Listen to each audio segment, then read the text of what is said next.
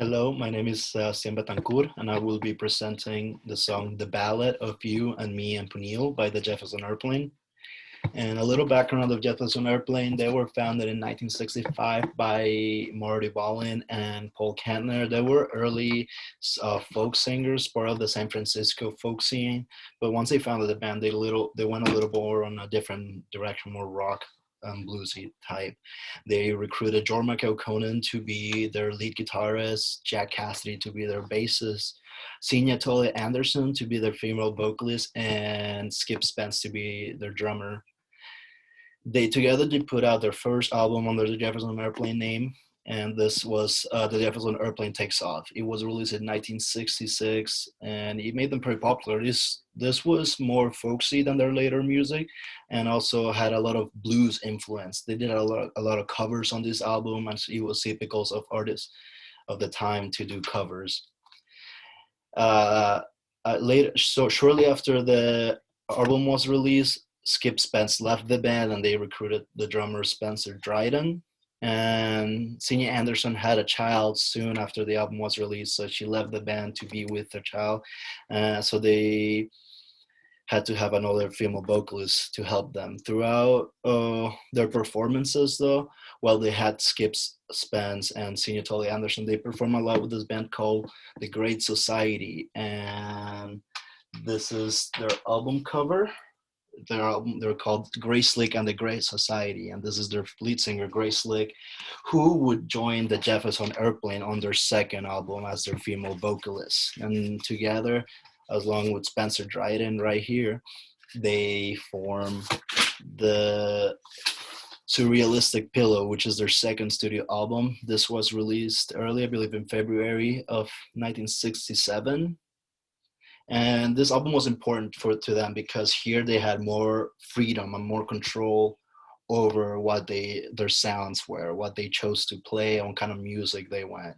That's what they had more ability to experiment. They had the ability and freedom to experiment, which a lot of bands didn't really have it because they were used to just playing whatever was popular at the time. And at the time, there was some sort of cultural phenomenon going on called the Summer of Love. This was 1967. And what the Summer of Love was basically a wave of young kids, high school and college students, young adults, just flocking the West Coast, the California and the LA and San Francisco areas. There was this movement, sort of intellectual free liberation, sexual liberation, anti-war movement. There was this movement about peace and love and spreading positivity that kind of gathered all together in the West Coast, especially. It was a movement mainly by the young people. Some people say that the older people didn't understand it, and it was new things that they were trying out. This was especially a time where the psychedelic revolution was taking place. A lot of people were experimenting with LSD, mushrooms, and whatnot to try to have this mind-expanding experiences. And this psychedelic experiences really impacted the music that came out at the time, as we will later on see with the Jefferson Airplane's music, especially with their third album, After Bathing at Baxter's. After Bathing at Baxter's is the Jefferson Airplane's third studio album. It was released in 1967 by RCA Victor in Hollywood. And this album was definitely way more experimental than the last one, than Surrealistic Pillow. This is very notable in their first song, which is the subject of this presentation, called The Ballad of You, Me, and Punil. The subject of the song Punil is a mixture of Winnie the Pooh and folk singer Fred Neil. There's a lot of inspiration in the Jefferson Airplane's music from children's stories such as Winnie the Pooh and their author. The lyrics here began with a line actually from a poem by the Winnie the Pooh author. It says, "If you were a bird and you lived very high, you leaned on the wind as the breeze came by. Say to the wind as it took you away, that's where I wanted to go today." And I think this opening line is very important for the song to kind of encompass, kind of like what had just gone on through the entire summer. There was a lot of people experimenting and trying drugs and have living this sort of carefree life and this attitude that it's okay, we are young and just take me wherever I'll go. Kind of going with the flow mentality, which really is encompassed by these beginning lines.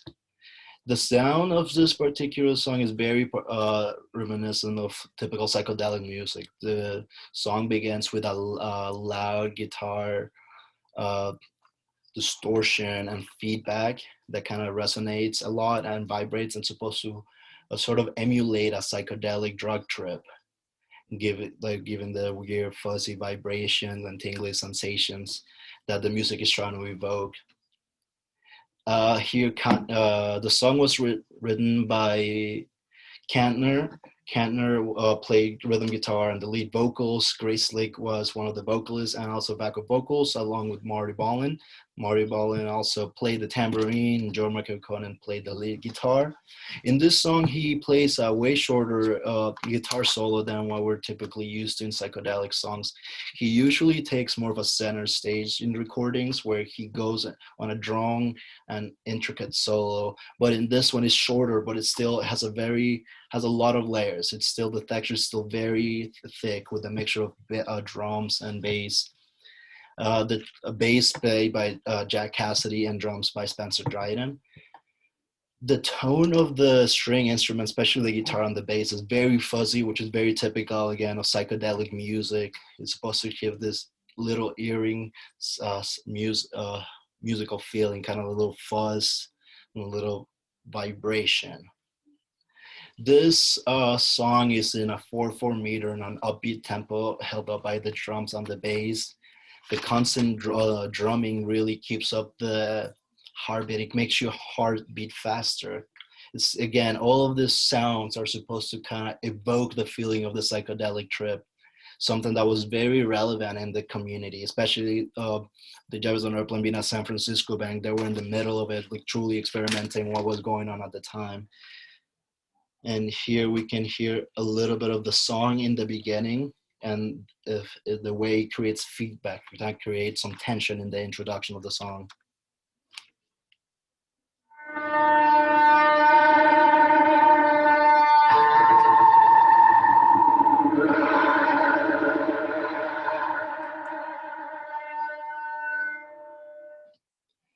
That feedback is very interesting because it also sounds a bit like trumpets, but very scary trumpets, which is reminds you of the trumpets of the apocalypse. Very dark themes that are touched in the psychedelic music too. Very a lot of kind of borrow religious themes while trying to at the same time subvert them.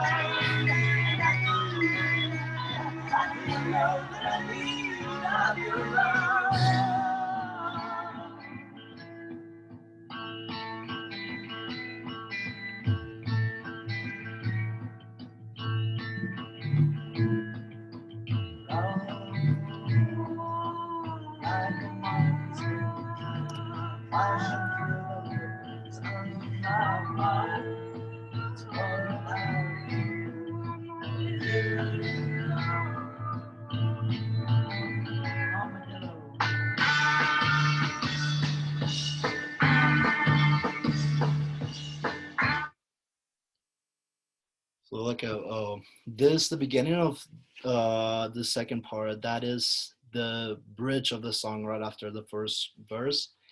This bridge came way earlier than what typical songs do. There's a very experimental sort of progression, and of the form of the song is very experimental as well. It starts with the verse and then goes into the chorus. I mean, verse, bridge, and then goes back to verse, and then goes into a drawn bass solo. And here we can see the experimental chord progressions that is typically played in D minor, but not typically the way that it does. Also, the lead guitar and the bass solo are played in D Dorian. Some people have been told that are considered one of the saddest chord scales.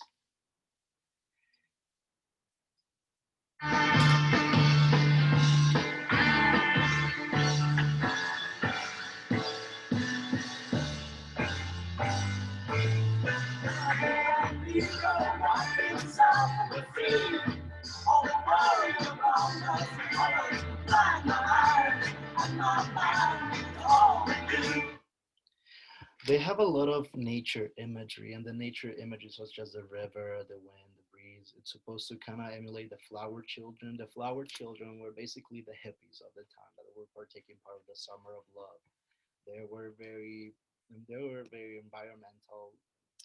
There were a lot of songs that were came out pro environmental movement, anti pollution and stuff, which is supposed to represent their more woke view of the world at this time, kind of their revolution, their thought revolution that was happening.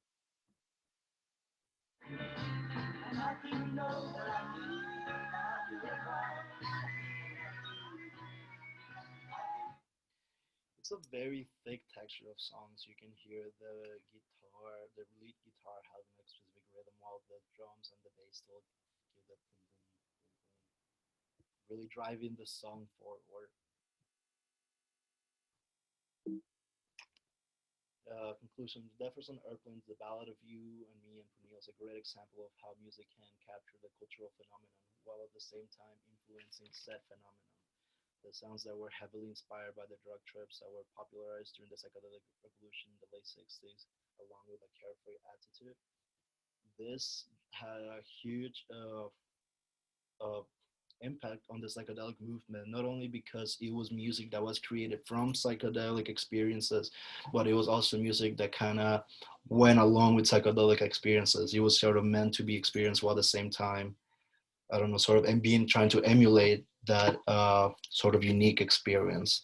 They played a lot in the studio with music concrete, which is trying to make sounds with not with things that are not typically used as instruments.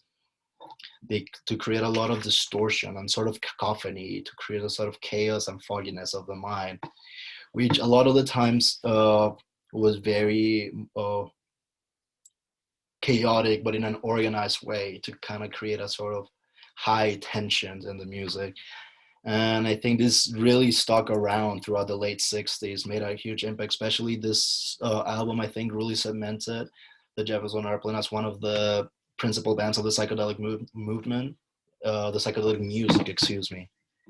And it really shows their impact on kind of like a cultural movement above all, and how, what they represent to an era and to a group of people that lived a specific time. And I think it's really, really important and really cool to observe how music is impacted and impacts society as we are currently living it, but in it. Thank you.